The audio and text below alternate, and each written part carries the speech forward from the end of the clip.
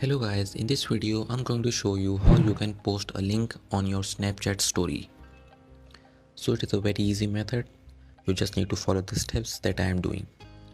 So first you need to open up your Snapchat, and here in the camera you need to go to the camera and then create a Snapchat. So after creating it, you will see a pin that is a link icon in the right panel below the microphone button. So this is the link icon, you need to click on it, and here you need to type the URL or link that you want to add.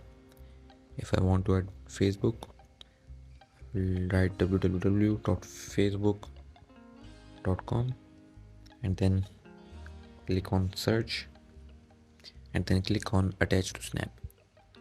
So here you can see that my link has been added to the story. You can drag it around, resize it, position it according to your requirements, and then once you are done you need to click on next, and this will post your Snapchat story with a link on it. So I hope you found this video useful.